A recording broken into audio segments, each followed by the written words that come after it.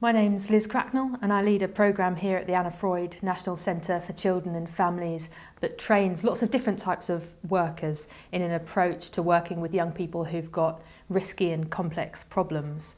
I'm also a mental health nurse and my particular specialism is working with young people who use drugs and alcohol and have other complex problems. So the good news when it comes to young people and drugs and alcohol is that actually, despite all the stories in the media, fewer young people are using drugs and drinking alcohol than ever did before. But the not quite such good news is that when young people are using drugs, they're using a whole host of different and new drugs, and when they're using in much higher quantities than ever before. So that's the more worrying part. So in schools, there's 5 main things to bear in mind when you're supporting a young person who might be using drugs and alcohol. So 1, understand the reasons why a young person might be using drugs or alcohol. And there's lots of different reasons, so it's helpful to keep an open mind about that. So for some young people, it's about curiosity and trying to see sort of what it's like and what it'll do, and maybe they'll just experiment a bit and not use again. For others, it's definitely can be a kind of a joining technique with peers. If you're part of a peer group who are also using drugs or alcohol, it can be quite hard to say no. There's definitely a group of young people who actually are using drugs or alcohol for reasons that really make sense to them, which is that they might have found that, for example, cannabis is just the one thing that helps them to block out some of the stresses and difficulties in their life.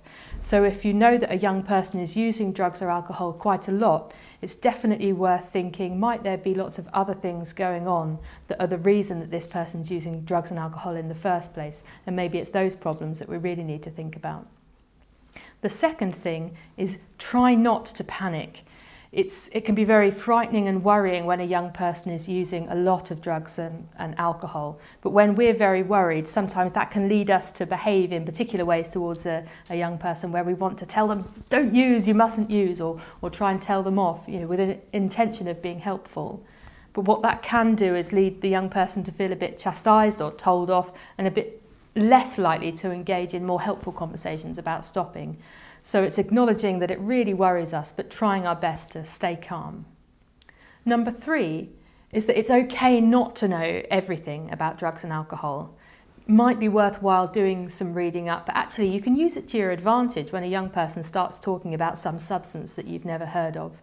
Then you can kind of say, what's that? What does that do? What are the risks of that? And it can be a really nice way to kind of put the young person in charge a bit of having a helpful conversation about that substance. Or if a young person asks you a question about a drug that you don't know the answer to, then you can kind of model looking up and trying to get information by saying, oh, I don't know, let's go on the internet, let's do a search for a kind of a reliable site and let's find out together. Number 4 is if you want to have a conversation that's about helping a young person with their drug and alcohol, try and choose the right time. Schools have to have their drug policies, and those are absolutely crucial. And they may have particular responses, which are something like excluding a child or putting in certain sanctions, and those are important.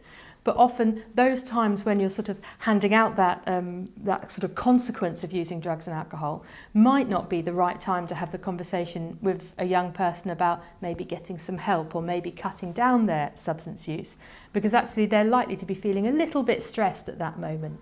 So it might be worth scheduling a time to have another conversation when things are a bit calmer, when everyone's a bit calmer, to start thinking with a young person about what's their substance use about? Is there anything about it they'd like to change? And if so, how are we going to get some help? Which leads to the 5th kind of helpful thing when you're dealing with young people in schools who are using drugs and alcohol, which is to know a bit about what's available locally in terms of services.